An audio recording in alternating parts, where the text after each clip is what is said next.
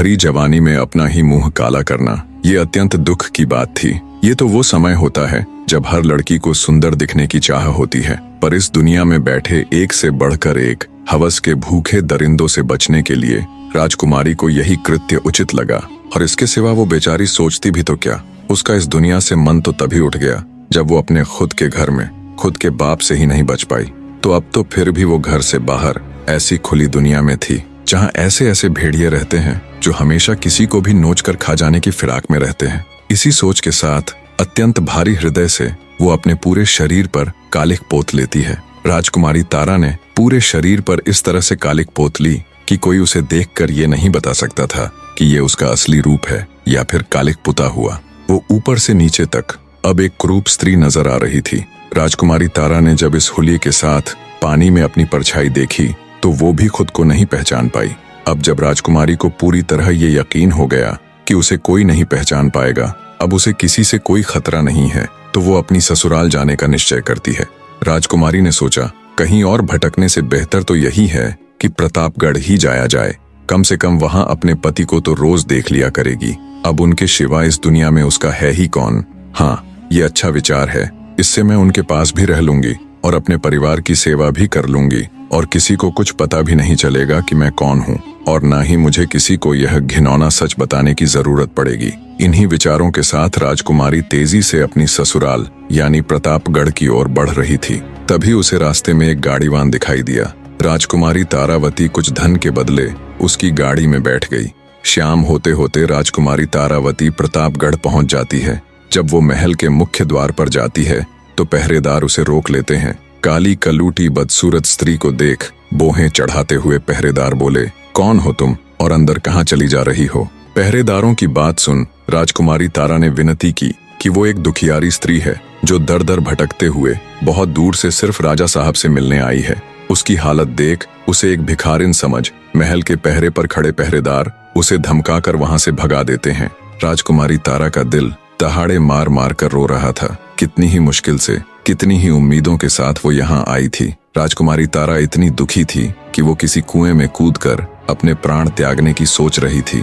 फिर उसने सोचा, बिना अपनी आखिरी कोशिश किए ऐसे तो अपने प्राण नहीं त्यागेगी।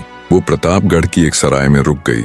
उसने निश्चय किया कि कल सुबह फिर से अपने ससुर यानी राजा महाराज से मिलने की कोशिश करेगी।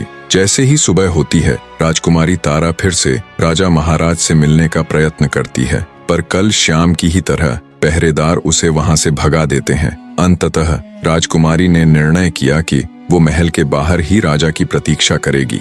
महलों में राज करने वाली राजकुमारी किसी भिखारिन की तरह सुबह से लेकर शाम तक राजमहल के मुख्य द्वार पर राजा के इंतजार में बैठी रहती कि कब राजा बाहर आए और कब वो उससे अपने मन की बात कहे। इसी तरह बेचारी राजकुमारी के 3 दिन गुजर जाते हैं। वो सुबह आकर राजमहल के द्वार पर बैठती, पूरा दिन राजा की एक झलक का इंतजार करती और शाम को थक हार कर उदास मन से वापस सराय लौट जाती। पर उसने हिम्मत नहीं हारी। आज उसका चौथा दिन था जब वो बेचारी उदास मन से राजमहल के द्वार पर बैठी हुई थी। तभी राजमहल का मुख्य द्वार खुलता है और घोड़े पर सवार राजा धर्मपाल राजमहल के बाहर आते हैं। राजा को देखते ही फुर्ती के साथ राजकुमारी तारा उनके घोड़े के आगे खड़ी हो जाती है और कहती है, हे राजा महाराज, बहुत दिनों से मैं आपका इंतजार कर रही हूँ। मुझे आपसे कुछ बात करनी है। एकदम से घोड़े के सामने आई युवती को देख राजा थोड़े से असहज हो जाते हैं और कहते हैं कि कौन हो तुम? राजकुमारी तारा कुछ कहती, इससे पहले ही द्वार पर खड़े पहरेदार बोले, महाराज, ये कोई पागल लड़की है जो पिछले कुछ दिनों से आपसे मिलने की जिद कर रही है। हमने इसको बहुत बार भगाया भी, लेकिन फिर भी ये हर रोज यहाँ आ जाती है। तभी राजकुमारी तारा बोली, माफ करे महाराज, मैं कोई पागल नहीं हूँ। मैं तो एक दुखियारी स्त्री हूँ जो बड़ी उम्मीद लेकर आपसे मिलने आई हूँ। राजकुमारी की बात सुन राजा बोला, सुनो लड़की, अभी तो मैं किसी जरूरी कार्य से बाहर जा रहा हूँ। तुम कल इसी समय राजदरबार में आ जाना। कल तुम्हें अंदर आने से कोई नहीं रोकेगा। इतना कह राजा धर्मपाल वहां से चले जाते हैं। राजा से आश्वासन मिलने पर राजकुमारी वापस सराय चली जाती है। अगले दिन राजा के कहे अनुसार जब राजकुमारी तारा उनसे मिलने के लिए आती है तो पहरेदार बिना किसी रोक टोक के उसे अंदर जाने देते हैं। महल के अंदर आते ही राजकुमारी तारा की नजरें हर जगह राजकुमार अभिमन्यु को ढूंढ रही थीं, पर वो उसे कहीं भी दिखाई नहीं देता। राजकुमारी राजसभा में चली जाती है। जब वो राजसभा में आती है तो एक काली कलूटी बदसूरत सी महिला को देख राज्यसभा के सभी सदस्य बड़ी अजीब नजरों से उसे घूर रहे थे। राजकुमारी तारा राजा धर्मपाल के समक्ष जा उन्हें हाथ जोड़कर प्रणाम करती है। तारा को देख राजा धर्मपाल बोले, अरे तुम तो वही लड़की हो ना जो कल महल के द्वार पर मेरे घोड़े के सामने खड़ी हो गई थी। कहो तुम मुझसे किस लिए मिलना चाहती थी? राजा की बात सुन राजकुमारी तारा बोली, महाराज मेरा नाम चंदा है। मैं पास के ही राज्य से बड़ी उम्मीद लेकर आपके पास आई हूँ। आपके बारे में बहुत सुना था कि आप बड़े नेक और दयालु हैं। महाराज मेरे परिवार में कोई नहीं है, एक माँ थी, वो भी मुझे छोड़कर चली गई। अब मेरा कोई नहीं है, आप मुझे कोई भी काम देकर नौकरी पर रख लीजिए। तारा की बात सुन राजा धर्मपाल ने एक बार उसे गौर से देखा और बोला, मेरे पास नौकरों की कोई कमी थोड़े ही न है जो मैं किसी दूसरे राज्य की बदसूरत सी दिखने वाली लड़की को अपने राजमहल में नौकरी पर रखूंगा। राजा के मुख से ये बात सुन राजकुमारी तारा बहुत निराश हो जाती है। आगे राजा बोला, अगर ये बात तुम मुझे कल द्वार पर ही बता देती तो मैं तुम्हें वहीं मना कर देता। खामखा तुमने मेरा और अपना वक्त बर्बाद किया। तब राजकुमारी अपनी आखिरी कोशिश करते हुए कहने लगी, महाराज मुझे आप कुछ भी काम दे दीजिए, बस मेरी 2 शर्तें हैं। राजकुमारी तारा आगे कुछ कहती, उससे पहले ही पूरा राज्य दरबार हंसी ठहाकों से गूंज उठा। बड़ी अजीब लड़की है, राजा इसे नौकरी तक देने को तैयार नहीं है और ये है कि राजा के सामने शर्त रख रही है। बड़ी ही मूर्ख लड़की है। राजकुमारी की शर्त वाली बात सुन राजा धर्मपाल भी आश्चर्य से भर गया और उत्सुकता के साथ बोला, अच्छा बताओ तो तुम्हारी वे कौन सी शर्त है? राजकुमारी बोली, महाराज पहली ये कि मुझे अपने काम के बदले बस 2 वक्त की रूखी सूखी रोटियां ही चाहिए, क्योंकि इससे ज्यादा की मुझे जरूरत भी नहीं है, इसलिए आप इसे मेरी पहली शर्त ही मान सकते हैं। राजा ने सोचा, बड़ी बेवकूफ लड़की है, एक तो काम के बदले सिर्फ सूखी रोटियां मांग रही है और दूसरा उसे शर्त का नाम भी दे रही है।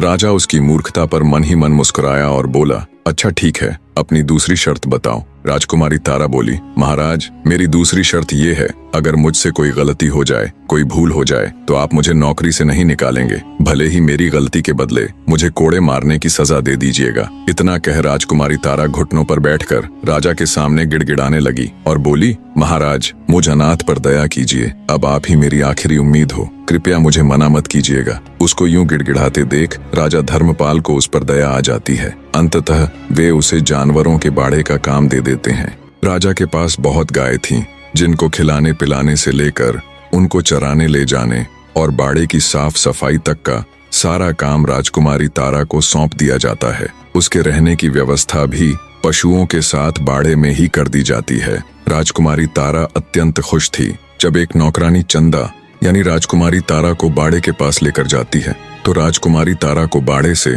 कुछ ही दूरी पर राजकुमार अभिमन्यु खड़े हुए दिखाई देते हैं। ऐसे अपने पति को बस कुछ ही कदम दूर खड़े देखकर राजकुमारी तारा का हृदय अंदर से उमड़ आता है। उसकी आंखों में खुशी के आंसू आ जाते हैं। एक साथ पता नहीं कितनी ही भावनाएं राजकुमारी के अंदर बह रही थीं। उसका दिल कर रहा था कि अभी भागकर अपने पति के पास जाए और उसके पैरों में गिर जाए और अपने साथ बीती पूरी व्यथा उनके आगे कह सुनाए और उन्हें बता दे कि वो मरी नहीं बल्कि जिंदा है। पर समय की नजाकत को देखते हुए राजकुमारी अपनी भावनाओं पर काबू पा लेती है और चुपचाप नौकर के साथ बाड़े के अंदर जाने लगती है। तभी राजकुमार अभिमन्यु के पास खड़े एक व्यक्ति ने हाथ से इशारा कर राजकुमारी तारा को अपने पास बुलाया। धड़कते दिल के साथ राजकुमारी तारा राजकुमार के पास जाती है। आज पहली बार वो अपने पति को इतनी नजदीक से देखने वाली थी। जब राजकुमारी राजकुमार अभिमन्यु के पास गई तो उनके पास खड़ा उनका सेवक राजकुमारी से बोला, तेरा नाम क्या है? राजकुमार अभिमन्यु जानना चाहते हैं। सेवक के इतना कहने पर राजकुमारी तारा राजकुमार अभिमन्यु की तरफ देखने लगी। पहली बार उसने अपने पति को इतने पास से देखा था। वो अपने सुंदर नौजवान पति को आंखों में बसा लेना चाहती थी। जब उसने गौर से राजकुमार अभिमन्यु को देखा तो वो उन्हें देखती ही रह गई। उनका सुंदर रूप और हष्टपुष्ट शरीर, ये वही सूरत थी जिसको देखने के लिए वो इतने वर्षों तक तरसी थी, इतने कष्ट सहे थे। राजकुमारी को ऐसे एक सांस राजकुमार को घूरते देख उनके पास खड़ा व्यक्ति बोला,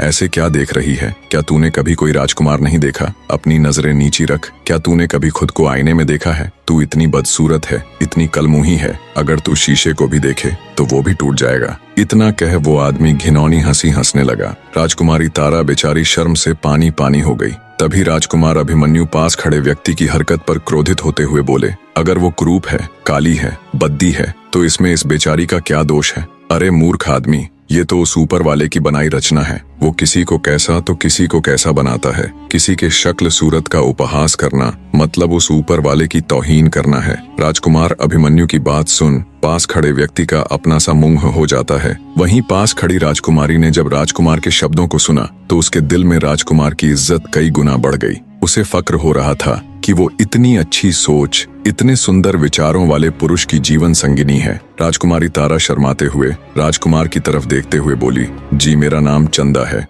राजकुमार बोला, ठीक है चंदा, अब तुम जाओ। राजकुमारी बाड़े में आकर अपने काम में मशगूल हो गई। ऐसे ही दिन बीतने लगे। राजकुमारी की अच्छी देखरेख की वजह से गायों के दूध में भी वृद्धि होने लगी। सारी गायें अब दिखने में पहले की तुलना में अधिक सुंदर, साफ सुथरी और हष्ट-पुष्ट नजर आने लगी। राजकुमारी तारा को जो भी काम सौंपा जाता वो उसे पूरा मन लगाकर करती। धीरे धीरे उससे घृणा करने वाले लोग भी उसका सम्मान करने लगे। राजा अब उसे बाड़े से हटकर अन्य काम भी सौंपने लगे। हर काम को राजकुमारी पूरी लगन के साथ करती। वो हर समय इसी फिराक में रहती कि कब उसे राजकुमार अभिमन्यु के दर्शन हो। जिस दिन राजकुमारी को राजकुमार के दर्शन हो जाते वो दिन उसका बड़ी खुशी के साथ गुजरता। ऐसे बीतते समय के साथ राजकुमारी तारा के दिन भी बड़े अच्छे से गुजर रहे थे। दूसरी तरफ उसका पिता यानी राजा मदनपाल राजकुमारी के न मिलने से बहुत अधिक चिंता में रहता था। वो उसकी गुमशुदगी की घोषणा भी नहीं करवा सकता था क्योंकि उसने राजकुमारी तारा को मृत घोषित किया हुआ था। हर गुजरने वाला दिन अब राजा मदनपाल के लिए किसी नरक में बिताए गए भयानक साल के बराबर होता। रह रहकर अब उसे अपने किए का पछतावा होता। अब राजा को अपने आप से घिन आने लगी थी। अब राजा मदनपाल को पूरी दुनिया में अपने से बुरा कोई भी व्यक्ति नहीं लगता। उसे लगता जैसे सारे संसार में सबसे दुष्ट और घिनौना व्यक्ति वही है। और ये सच भी था। राजा मदनपाल रात रात भर जाग कर खुद पर कोड़े बरसाता। अब उसकी जिंदगी का एक ही मकसद रह गया था कि कैसे भी करके वो राजकुमारी तारा को ढूंढे और उसके पैरों में गिरकर नाक रगड़कर उससे माफी मांगे। यदि वो अपने जीते जी इस जन्म में ऐसा कर पाया तो उसकी आत्मा को बहुत सुकून मिलेगा और कम से कम वो मर तो चैन से पाएगा, वरना मृत्यु के बाद भी वो इस घिनौनी सोच और अपराध की अग्नि में जलता रहेगा। इन्हीं विचारों की अग्नि में जलते राजा मदनपाल के दिन गुजर रहे थे। उधर राजा धर्मपाल अपने पुत्र राजकुमार अभिमन्यु के लिए फिर से कोई योग्य वधू ढूंढने में लग गया क्योंकि राजकुमारी तारा की मृत्यु के संदेश को अब साल भर से ऊपर हो चुका था। ऐसे में राजा धर्मपाल फिर से अपने पुत्र अभिमन्यु का विवाह करवाना चाहता था। राजकुमार अभिमन्यु को जब ये खबर मिली तो वो अपने पिता राजा धर्मपाल के पास जाता है और कहता है, माफ कीजिएगा पिताजी, पर हर इंसान के जीवन में शादी और प्रेम केवल एक ही बार होता है और मेरे जीवन में वो हो चुका है। भले ही मैंने राजकुमारी तारावती के साथ समय व्यतीत न किया हो, पर मेरा प्रेम तो उसी से है। मुझ में ही कोई दोष होगा तभी तो वो मुझे छोड़कर चली गई। और इस बात की क्या प्रतिभूति है कि मेरे दूसरे विवाह के पश्चात मेरी दूसरी पत्नी जिंदा रहेगी। तो हे पिताश्री, मैं अब दूसरी शादी नहीं करूंगा। पर राजा धर्मपाल के ऊपर राजकुमार की बातों का कोई फर्क नहीं पड़ा। उसने अपनी तलाश जारी रखी। जब ये बात उड़ते उड़ते राजकुमारी तारा के कानों तक पहुंची कि उसका पति उससे इतना प्रेम करता है कि वो अब दूसरा विवाह तक नहीं करना चाहता, तो वो भाव विभोर हो उठी। उसकी आंखों से अश्रु बह निकले। उसका मन कर रहा था कि वो अभी भागी भागी अभिमन्यु के पास जाए और उससे लिपटकर अपनी सारी व्यथा उसे कह सुनाए। पर किस मुंह से वो अपनी आप बीती राजकुमार अभिमन्यु के सामने बताए? किस मुंह से उसे ये कहे कि उसका पिता कितना नीच और घिनौना व्यक्ति है? ये विचार उसके मन में आते ही राजकुमारी के कदम आगे बढ़ ही नहीं पाते। वो बेचारी चुपचाप एक कोने में बैठकर बहते नेत्रों के साथ अपने भाग्य को कोसने लग जाती है। दिन बीतते गए। आखिरकार राजा धर्मपाल को राजकुमार के विवाह हेतु एक कन्या पसंद आ ही जाती है। राजकुमार अभिमन्यु को जब पता चला तो उसने बहुत मना किया, पर राजा धर्मपाल ने उसकी एक भी न सुनी और उसका विवाह पक्का कर दिया। जब ये खबर राजकुमारी तारा तक पहुंची तो उसके चेहरे पर बेबसी और क्रोध के मिश्रित भाव थे। राजकुमारी तारावती ने निश्चय किया कि चाहे कुछ भी हो जाए, चाहे उसे कुछ भी करना पड़े, वो राजकुमार अभिमन्यु का विवाह अन्य किसी दूसरी स्त्री के साथ नहीं होने देगी। एक औरत सब कुछ सहन कर सकती है, पर अपने जीते जी अपने पति का विवाह किसी दूसरी औरत के साथ ये वो कदापि नहीं देख सकती। ये उसके लिए कभी न खत्म होने वाले अंगारों के रास्ते पर चलने जैसा है। अगले दिन राजा ने चंदा को राज दरबार बुलाया और राजकुमार के विवाह से संबंधित सारा कार्य उसे सौंपते हुए कहने लगे, चंदा, जो भी काम तुम्हारी देख रेख में होता है वो एकदम सही तरीके से होता है। तो राजकुमार अभिमन्यु की शादी में जो भी छोटे मोटे काम होंगे, जैसे खाने पीने की व्यवस्था, साजो सजावट की व्यवस्था और कपड़े वगैरह, उन सब की जिम्मेदारी तुम्हारी है। राजा की बात सुन चंदा अंदर ही अंदर जल भुन गई। उसे लगा जैसे राजा उसको उसी की अर्थी जलाने की जिम्मेदारी दे रहे हो। चंदा बेचारी चुपचाप हाँ में गर्दन हिलाकर दरबार से चली जाती है। राजकुमार अभिमन्यु की शादी का मुहूर्त कुछ ही दिन बाद का निकला था। सब कुछ इतनी जल्दी करने की वजह थी राजा धर्मपाल का डर। उसे डर था कि शादी से नाखुश राजकुमार कोई बखेड़ा खड़ा न कर दे, इसलिए वो जल्द से जल्द उसका विवाह संपन्न करवाना चाहता था। दिन बीतते जा रहे थे। हर बीतते दिन को राजकुमारी तारा रो रो कर काट रही थी। उसे कुछ भी समझ नहीं आ रहा था कि वो ऐसा क्या करे जिससे राजकुमार अभिमन्यु की शादी टल जाए। दूसरी तरफ महल में शादी की तैयारियां जोरों पर थीं। अब शादी में सिर्फ 2 दिन ही शेष रह गए थे। राजकुमार की शादी थी तो राजा ने बहुत बड़े भोज का आयोजन भी किया हुआ था। आसपास के सभी गांवों से लेकर पास लगते राज्यों तक को भोज का निमंत्रण दिया हुआ था। पुराने समय में जब बड़े पैमाने पर भोज का आयोजन किया जाता तो भोजन के लिए मिट्टी के बर्तन उपयोग में लाए जाते थे। तो शादी भोज के लिए कुम्हार जब मिट्टी के बर्तनों को लेकर राजमहल आया तो उसने चंदा से पूछा, इन बर्तनों को कहाँ उतारना है? गुस्साई चंदा बोली, इन्हें बाहर ले जाकर पटक दो। चंदा की बात सुन कुम्हार असमंजस में पड़ गया। अब चूंकि राजा ने चंदा को ही देख रेख का कार्यभार सौंपा हुआ था तो वो उसके कहे को टाल न सका और उसने बाहर जाकर सभी बर्तनों को नीचे पटक दिया। फलस्वरूप सभी बर्तन नीचे गिरते ही टूट गए। इतने में तेली भी तेल के पात्र लेकर आ गया। राजकुमारी तारा ने हुक्म देकर वो सारा तेल भी मिट्टी में उड़लवा दिया। यही कृत्य उसने ग्वाले के साथ भी किया। ग्वाला जब दूध लेकर आया तो चंदा ने उसके सारे दूध को भी जमीन पर बिखरवा दिया और अंत में जहां खाने की सामग्री रखी हुई थी वहां अनेकों कीटों को छोड़ दिया, जिससे सारी भोजन सामग्री भी नष्ट हो गई। जब राजा को चंदा की इन सभी हरकतों का पता चला तो वो आग बबूला हो गया। राजा ने तुरंत उसे पकड़कर लाने का आदेश दिया। कुछ ही पलों में सिपाहियों ने उसे पकड़कर राजा के सम्मुख पेश किया। गुस्साए राजा का मन तो कर रहा था कि वो अभी धक्के मारकर तुरंत उस कलमुही चंदा को अपने राज्य से बाहर कर दे, पर राजा अपने ही वचनों में बंधा हुआ था। उसने चंदा यानी राजकुमारी तारा को ये वचन दिया था कि वो उसे नौकरी से कभी नहीं निकालेगा। तो वचनबद्ध राजा ने अपना गुस्सा शांत करने और चंदा को उसकी सजा देने के लिए सिपाहियों को आदेश दिया कि इसको 100 कोड़े मारे जाएं।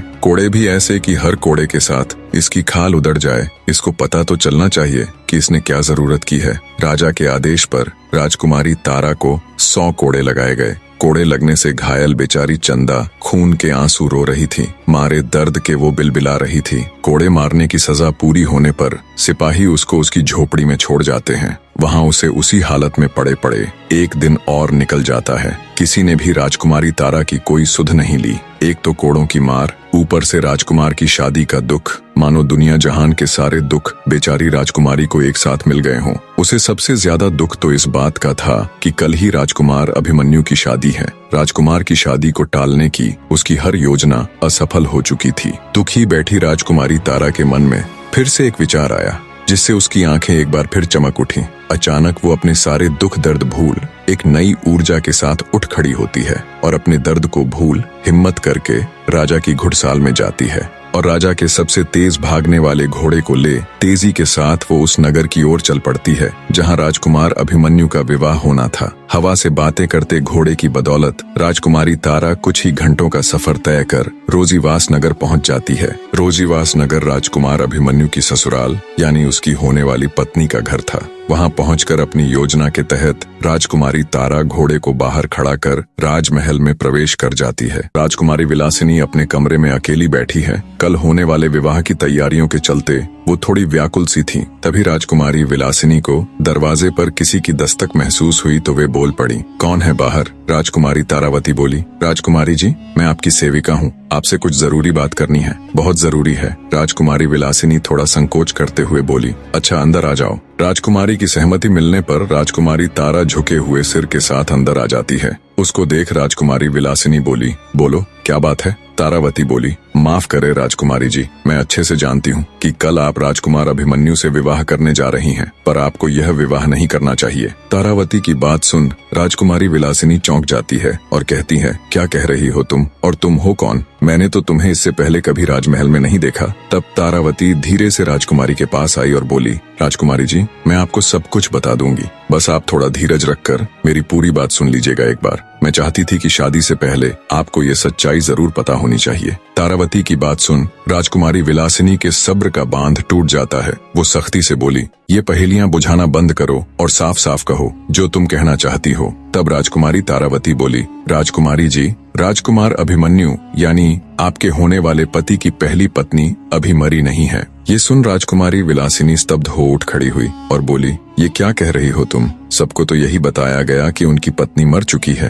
तारावती बोली, नहीं राजकुमारी जी, वो जिंदा है, पर कुछ मजबूरियों के चलते उसने अपनी हकीकत को छुपा रखा है। वो अब भी अपने पति को बेइंतहा प्यार करती है। राजकुमारी विलासिनी बोली, पर वो है कौन और तुम ये सब कैसे जानती हो? तब राजकुमारी तारावती धीरे से अपनी ओढ़नी हटाती है और कहती है, मैं ही हूँ तारावती, राजकुमार अभिमन्यु की पहली पत्नी। ये सुन राजकुमारी विलासिनी स्तब्ध सी खड़ी रह जाती है, फिर बोली, क्या है ये सब? मुझे अब भी कुछ समझ नहीं आ रहा। तब राजकुमारी तारावती शुरू से लेकर आखिर तक अपनी पूरी आप बीती राजकुमारी विलासिनी के आगे कह सुनाती है कि कैसे उसके धूर्त पिता के कारण उसे आधी रात को राजमहल छोड़ना पड़ा और क्यों उसने अपने सुंदर रूप को बिगाड़कर खुद को एक कुरूप स्त्री बना लिया और कैसे वो राजकुमार अभिमन्यु के महल में एक नौकरानी की तरह रह रही है। इतना कह राजकुमारी तारा अपनी ओढ़नी के पल्लू से अपने चेहरे की कालिक हटाती है। ये देख और पूरी बात जान राजकुमारी विलासिनी स्तब्ध रह जाती है। आगे राजकुमारी तारा बोली, माफ करना बहन, पर अब भी राजकुमार अभिमन्यु मुझसे बहुत प्यार करते हैं। उनकी नजरों में ये जानते हुए भी कि मैं इस दुनिया में नहीं हूँ, वो तो शादी के लिए बिल्कुल भी तैयार नहीं थे, पर अपने पिता के कारण मजबूरी में वो ये सब कर रहे हैं। राजकुमारी तारा की पूरी बात सुन राजकुमारी विलासिनी हैरानी के साथ साथ बहुत भावुक भी हो जाती है और कहती है, तो फिर तुम ये सब राजकुमार को बता क्यों नहीं देती? कब तक अपने मुंह पर ऐसे कालिक पोते अपनी सच्चाई को छुपाती फिरोगी? आगे राजकुमारी विलासिनी तारावती से कहती है, ये सब जानने के बाद मैं तो राजकुमार अभिमन्यु से विवाह के लिए मना कर दूंगी, पर जब राजकुमार अभिमन्यु के पिता कहीं और उनकी शादी तय कर देंगे तो क्या तब भी तुम वहां जाकर उसकी होने वाली पत्नी को अपनी ये दास्तां सुनाती फिरोगी? और ऐसा कब तक करती रहोगी तुम? राजकुमारी विलासिनी की बात सुन तारावती बोली, नहीं राजकुमारी जी, ऐसा नहीं है। मैं बहुत जल्द अनुकूल समय देखकर अपनी सच्चाई राजकुमार अभिमन्यु को बता दूंगी। पर हे राजकुमारी साहिबा, तब तक मेरी आपसे एक गुजारिश है कि आप ये राज किसी को भी नहीं बताएंगी, क्योंकि मैं नहीं चाहती कि मेरी हकीकत, मेरी सच्चाई का पता राजकुमार अभिमन्यु को किसी और से चले। आखिर राजकुमारी विलासिनी भी थी तो एक औरत ही। वो राजकुमारी तारावती का दुख समझकर उसे विश्वास दिलाती है कि वो उसकी सच्चाई किसी के आगे बयान नहीं करेगी और कोई अन्य कारण देकर राजकुमार से विवाह के लिए मना कर देगी। राजकुमारी विलासिनी की बात सुन राजकुमारी तारा को बहुत सुकून मिला। वो हाथ जोड़कर राजकुमारी का शुक्रिया अदा कर खुशी खुशी उससे विदाई ले वापस प्रतापगढ़ की ओर रवाना हो जाती है। राजकुमारी तारा जल्दी से जल्दी प्रतापगढ़ पहुंचना चाहती थी। वो नहीं चाहती थी कि उसके बाहर जाने की खबर किसी को भी पता चले। राजकुमारी तारावती के जाने के बाद राजकुमारी विलासिनी अपने माँ बाप के पास जाती है। देखा तो वो दोनों बहुत खुश थे और कल होने वाले उसके विवाह की ही चर्चा कर रहे थे कि इतना अच्छा दामाद तो बड़ी किस्मत से मिलता है। उनको खुश देख राजकुमारी विलासिनी का मन थोड़ा उदास हो जाता है, पर फिर भी वो कड़ा हृदय करके उनके पास जाती है और कहती है कि वो ये विवाह नहीं करेगी। उसकी बात सुन उसके माता पिता हैरानी के साथ उससे विवाह न करने की वजह पूछते हैं। तब राजकुमारी बोली, माफ करना पिताजी, माताजी, मुझे बहुत अजीब सा लग रहा है। मेरा दिल बिल्कुल भी ये शादी करने की गवाही नहीं दे रहा। मुझे ऐसा प्रतीत हो रहा है कि इस शादी से कोई खुश नहीं रह पाएगा, ना मैं, ना राजकुमार अभिमन्यु और ना आप सब। अंततः मैं ये फैसला बहुत सोच समझ कर ले रही हूँ। आप लोग मुझ पर भरोसा कर मेरा यकीन कीजिए और कोई अन्य सवाल मत पूछिएगा बस। राजकुमारी की बात सुन उसके माता पिता दुखी मन से उसकी बात स्वीकार लेते हैं। अगले दिन राजकुमारी विलासिनी के पिता अपने एक विश्वास पात्र सेवक के हाथों शाही पत्र में ये सूचना लिखकर राजा धर्मपाल के पास भिजवा देते हैं। सेवक जब शाही पत्र ले राजा धर्मपाल के पास जाता है तो वे तुनक जाते हैं। उनके चेहरे पर चिंता के भाव उभर आते हैं, क्योंकि इससे पहले जब उन्हें ऐसा पत्र मिला था तब उस पत्र में उनकी पुत्र वधू की मृत्यु का समाचार था। इसीलिए किसी अनहोनी की आशंका के साथ वे अनमने ढंग से सेवक को आदेश देते हुए पत्र पढ़ने को कहते हैं। राजा का आदेश मिलने पर सेवक पत्र पढ़ना शुरू करता है। श्रीमान महाराज धर्मपाल जी को मेरा सादर प्रणाम। आपके द्वारा राजकुमारी विलासिनी और राजकुमार अभिमन्यु के मध्य प्रस्तावित विवाह हेतु जो स्नेह और विश्वास प्रकट किया गया उसके लिए हम हृदय से आभार प्रकट करते हैं, परंतु अत्यंत खेद के साथ सूचित करना पड़ रहा है कि हमारी पुत्री राजकुमारी विलासिनी इस विवाह प्रस्ताव से विनम्रता पूर्वक पीछे हटने का निर्णय ले चुकी हैं। राजकुमारी का मत है कि यह विवाह दोनों राज्यों के सम्मान और भविष्य की शांति के लिए यदि न हो तो अधिक उचित रहेगा। उनके मन में इस संबंध को लेकर एक ऐसा आंतरिक द्वंद्व उत्पन्न हुआ है जिसे उन्होंने पूरी शिष्टता व आत्मगौरव के साथ हमारे समक्ष रखा। हम यह स्पष्ट करना चाहेंगे कि यह निर्णय किसी बाहरी दबाव, असम्मान या अपमान के कारण नहीं लिया गया है, बल्कि यह हमारी पुत्री की अंतरात्मा की आवाज है जिसे हम नकार नहीं सकते। हमें पूर्ण विश्वास है कि आप हमारे इस निर्णय को सम्मान देंगे और दोनों राज्यों के मध्य सौहार्द एवं मैत्रीपूर्ण संबंध पूर्ववत प्रगाढ़ बने रहेंगे। आपका सदा शुभ चिंतक महाराज रत्नवर्धन सिंह। ये खबर सुनते ही राजा धर्मपाल के पैरों नीचे से जमीन खिसक जाती है। विवाह की सारी तैयारियां हो चुकी थीं, पर अब अचानक ये मनहूस खबर। ये दूसरी बार था जब उनके बेटे के विवाह में अड़चन आई थी। राजा धर्मपाल अपने सिर को पकड़कर गहरी चिंता में चले जाते हैं। दूसरी बार घटी इस दुखद घटना के कारण राजा धर्मपाल दुखी हृदय से ये सोच ही रहे थे कि पता नहीं उनके पुत्र के साथ ही बार बार ये सब क्यों हो रहा है। इतने में दरबार में ही मौजूद राजकुमार अभिमन्यु उठकर उनके पास आते हैं और गुस्से से कहते हैं, देख लिया पिताजी, हम तो आपको पहले ही मना कर रहे थे और कह रहे थे कि अगर हमारे भाग्य में विवाह सुख होता तो हमारी पहली पत्नी मरती ही नहीं, पर आप किसी की सुने तब ना। अब बस बहुत हुआ ये सब। अब अगर फिर से आपने मेरा विवाह करने की कोशिश की तो आप मेरा मरा मुंह देखेंगे। इतनी बात कहकर गुस्से और दुख के मिश्रित भावों के साथ राजकुमार अभिमन्यु पैर पटकते हुए दरबार से चले जाते हैं। इधर राजकुमारी तारा भी प्रतापगढ़ पहुंच जाती है और महल के पिछले दरवाजे से चुपचाप बिना किसी को कानों कान खबर लगे घोड़े को घुड़साल में ज्यों का त्यों बांधकर वापस अपने स्थान पर आ जाती है। जब उसे रोजीवास नगर से आए शाही पत्र की बात पता चली और मालूम हुआ कि राजकुमार अभिमन्यु का विवाह टूट गया है तो वो मन ही मन बहुत प्रसन्न हुई। फिर से उसके दिन खुशी खुशी कटने लग जाते हैं। समय बीतने लगता है। चंदा यानी राजकुमारी तारा का ये नियम था कि वो दोपहर के समय नित्य नियम से सभी गायों को चराने के लिए जंगल लेकर जाया करती थी और वहाँ एकांत में तालाब में स्नान करती और स्नान के पश्चात फिर से अपनी पूरी देह पर कालिख पोत लिया करती। पर एक दिन दैव योग से राजकुमार अभिमन्यु जंगल की तरफ आ निकले। राजकुमारी तारा तालाब में स्नान कर रही थी। वो एकदम निश्चिंत हो अपने ही ख्यालों में खोई बड़े ही आनंद के साथ स्नान करने में मग्न थी। दूसरी तरफ राजकुमार अभिमन्यु जंगल की तरफ बढ़ रहे थे। आमतौर पर वे इस समय कभी जंगल की तरफ नहीं आते थे। वो धीरे धीरे तालाब की ही ओर बढ़ रहे थे। राजकुमारी तारा अपने निर्धारित समय में स्नान कर वस्त्र आदि पहनने के उपरांत आखिर में बचे हुए अपने हाथों के ऊपर कालिख पोत रही थी। तब तक राजकुमार अभिमन्यु घूमते घूमते जब वे तालाब के पास पहुंचे तो उनकी नजर राजकुमारी तारावती पर गई। राजकुमारी का मुख उस समय दूसरी दिशा में था। वो बड़े ही आराम से आखिर में बचे अपने हाथों पर कालिख पोतने में तल्लीन थी। राजकुमार की नजर जब उसके गोरे हाथों पर गई तो वो अचंभित हो गया। ये कैसे हो सकता है? इसके हाथ इतने गोरे कैसे हो सकते हैं? ये तो काली थी ना। क्या ये कुछ छिपा रही है? क्या इसकी हकीकत कुछ और ही है? जरूर इसके पीछे कोई तो रहस्य है। एकदम से ऐसे अनेकों सवाल राजकुमार अभिमन्यु के दिमाग में उथल पुथल मचाने लगे। तभी राजकुमार ने विचार किया कि अभी उसके पास जाए और उसी से इस सब के बारे में पूछे।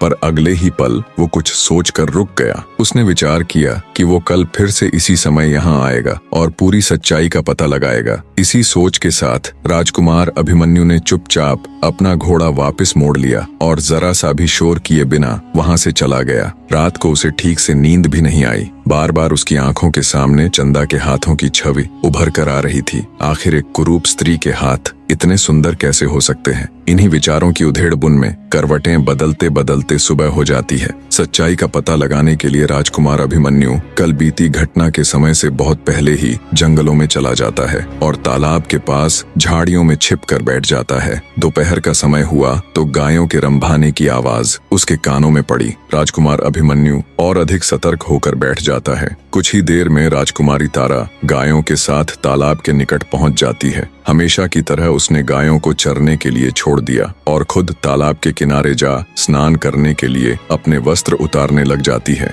राजकुमार अभिमन्यु ये देखते ही आंखें बंद करके दूसरी तरफ देखने लग जाते हैं। पराई स्त्री को ऐसे देखना उनके लिए अक्षम्य अपराध था। जैसे ही पानी की कलकल की ध्वनि उसके कानों में पड़ी तो उसे यकीन हो गया कि चंदा अब पानी में उतर चुकी है। तो उसने आंखें खोलकर फिर से तालाब की तरफ देखा। पानी में उतरते ही चंदा यानी राजकुमारी तारा की कालिख उतर चुकी थी और उसका सुंदर चेहरा दमक रहा था। जब राजकुमार की नजर उसके चमकते हुए बेदाग चेहरे पर पड़ी तो तुरंत उसे झटका सा लगा। वही सुंदरता, वही होंठ, वही कजरारी आंखें, वही मासूमियत, वही तेज। सालों पहले देखे उस चेहरे को वो कैसे भूल सकता था? उसे बस कुछ याद था तो वो था उसकी पत्नी राजकुमारी तारावती का वो चेहरा। शायद ही कोई ऐसा दिन गया हो जब उसने राजकुमारी तारा के इस चांद से चेहरे और उसकी हर छोटी से छोटी बारीकी को याद न किया हो। राजकुमारी आनंदित हो स्नान कर रही थी और राजकुमार फटी आंखों से बस उसे देखे जा रहा था। उसकी बुद्धि ने काम करना बंद कर दिया था। उसे यकीन ही नहीं हो रहा था कि उसके सामने घटित हो रहा ये दृश्य सच है या कोई सपना। क्या सच में उसके सामने उसकी पत्नी राजकुमारी तारा है या कोई और? एक साथ इतना सब कुछ वो सहन नहीं कर पाया और वहीं गश खाकर गिर पड़ा। जब राजकुमार की मूर्छा टूटी और उसे होश आया तो देखा वहां कोई नहीं था। चंदा वहां से जा चुकी थी और दिन भी ढल चुका था। विचारों के सागर में मंथन करते हुए राजकुमार अभिमन्यु वापस महल में आ गया। बिना खाना खाए, बिना जलपान किए वो सीधे अपने कमरे में चला गया और फिर से वही सब सोचने लगा। क्या मैंने आज जो कुछ देखा वही सत्य है? क्या मेरा दिल जो कह रहा है वही सत्य है? लेकिन कैसे? ऐसा कैसे हो सकता है? तारा तो बहुत साल पहले मर चुकी है और कहाँ महल में काम करने वाली कुरूप चंदा? आखिर क्यों मेरा दिल उसकी तरफ खींचा चला जा रहा है? इसमें कुछ तो रहस्य है। मैं इस रहस्य को खोल कर रहूंगा। अगले दिन फिर से राजकुमार चंदा के आने से पहले ही जंगल में जाकर उसी जगह पर झाड़ियों की आड़ लेकर बैठ गया। रोज की तरह आज भी चंदा आई और स्नान करने तालाब में उतर गई। कल की भांति तालाब में उतर जाने के बाद फिर से राजकुमार ने उसे देखा। अब राजकुमार को ये पक्का हो चुका था कि हो न हो यही मेरी तारा है। स्नान करने के पश्चात जब राजकुमारी तारा तालाब से बाहर आ वस्त्रादि पहनकर कालिख पोतने लगी तभी राजकुमार ने जोर से उसे आवाज दी। राजकुमारी तारावती। एकदम से ऐसे अपना नाम पुकारे जाने पर भौचक्की सी राजकुमारी पीछे मुड़कर देखती है और कहती है, कौन है? किसने आवाज दी? तभी राजकुमार अभिमन्यु झाड़ियों से निकलकर बाहर आता है और सीधा राजकुमारी तारा के पास जा उसे अपनी बाहों में भर लेता है। एक बार तो राजकुमारी तारा थोड़ा सकपकाई, पर जिस पति की वो एक झलक देखने तक को तरसती रहती थी उसे यूं अपने पास देख उसे भी पिघलने में ज्यादा वक्त नहीं लगा। दोनों एक दूसरे को कसकर बाहों में भर लेते हैं। इसी अवस्था में दोनों को पता नहीं कितना ही समय निकल जाता है। दोनों में से कोई भी कुछ बोल नहीं रहा था। बस दोनों एक दूसरे को बाहों में जकड़े खड़े थे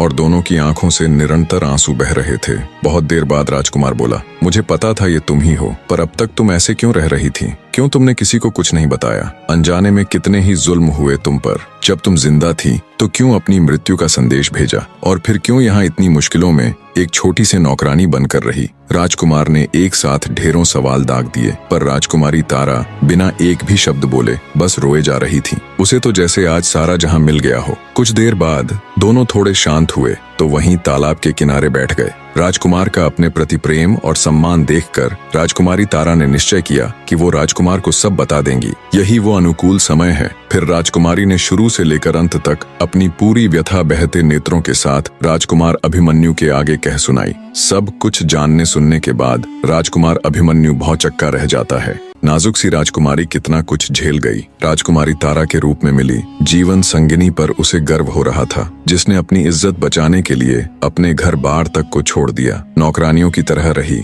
और क्या कुछ नहीं सहा। राजकुमार अभिमन्यु बोला, सुनो प्रिय, जो हुआ मैं उसको बदल तो नहीं सकता, पर आज मैं तुमसे एक वादा करता हूँ कि मैं अब कभी भी कोई भी दुख दर्द, कोई भी मुश्किल तुम्हारे जीवन में नहीं आने दूंगा। तुम्हें हर वो खुशी दूंगा जिसकी तुम हकदार हो। मुझे गर्व है तुम्हारे जैसी जीवन संगिनी मिलने पर। और तुम किस बात के लिए शर्मिंदा हो रही हो? अरे तुमने तो वो किया और सहा है जो शायद दूसरी कोई भी औरत न सह पाती और न कर पाती। राजकुमार अभिमन्यु राजकुमारी तारा को अपने साथ ले राजमहल चला जाता है। जब सबको पूरी बात की खबर लगी तो जिस किसी ने भी राजकुमारी के साथ दुर्व्यवहार किया था उन सब ने उससे माफी मांगी, जिनमें उसे महल के द्वार पर रोकने वाले पहरेदार से लेकर हर वो शख्स था जिसने उसके कुरूप होने पर उसे ताने मारे थे, उसका मजाक उड़ाया था। अंत में राजा धर्मपाल ने भी अपनी पुत्र वधू से माफी मांगी और बोले, मुझे माफ कर देना बेटी, अनजाने में ही सही, पर मुझसे बहुत बड़ी भूल हुई। मैंने बहुत जुल्म किया है तुम पर, तुम्हारे ऊपर कोड़े तक बरसवाए। अपने सामने यूं अपने पिता ससुर को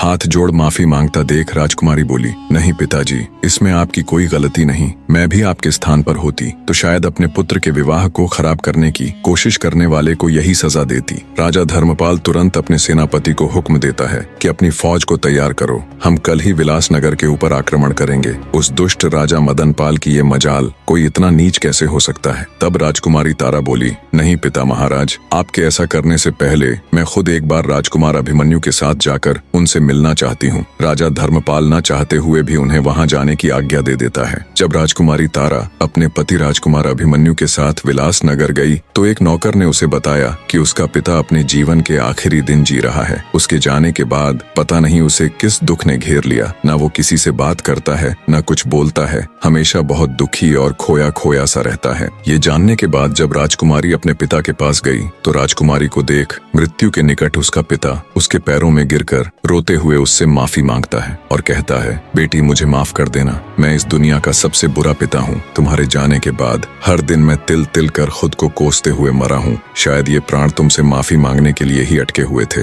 इतना कहते ही राजा मदनपाल के प्राण पखेरु उड़ जाते हैं। नम आंखों से राजकुमारी तारा विधिवत उनका अंतिम संस्कार कर राजकुमार के साथ वापस अपनी ससुराल लौट आती है। वापस आने के बाद वो दोनों एक बार फिर से शादी कर लेते हैं और खुशी खुशी एक दूसरे के साथ अपना जीवन व्यतीत करते हैं। फिर कभी राजकुमारी तारावती के जीवन में कोई और दुख नहीं आया।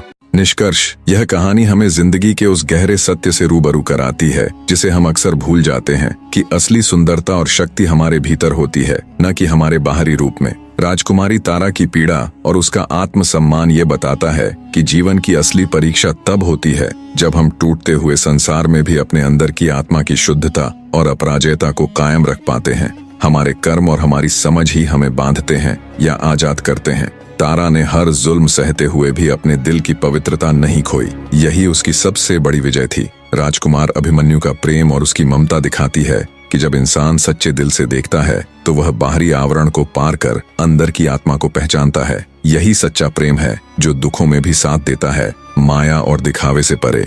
दुष्ट राजा मदनपाल की मृत्यु यह भी दर्शाती है कि अधर्म की सत्ता अस्थायी है, अंत में न्याय और सत्य का ही राज्य होता है। ये कहानी हमें सिखाती है कि सच्चाई और प्रेम की ताकत से बड़ा कोई धर्म नहीं। हर अंधेरे के बाद उजाला आता है, आशा कभी खत्म नहीं होती। दुख और कष्ट हमें उस राह पर ले जाते हैं जहां हम अपनी आत्मा को पहचानते हैं। अंततः माफी और प्रेम ही हमारे दिलों को शांति देते हैं। जैसे तारा ने अपने अस्तित्व और आत्मसम्मान के लिए लड़ा, वैसे ही हमें भी अपनी जिंदगी में हर कठिनाई में अपनी आत्मा की आवाज सुननी चाहिए जो हमें सच्चाई की ओर ले जाती है। कहानी में अंत तक जुड़े रहने के लिए एक बार फिर आप सबका तहे दिल से धन्यवाद मेरे प्रिय दर्शकों।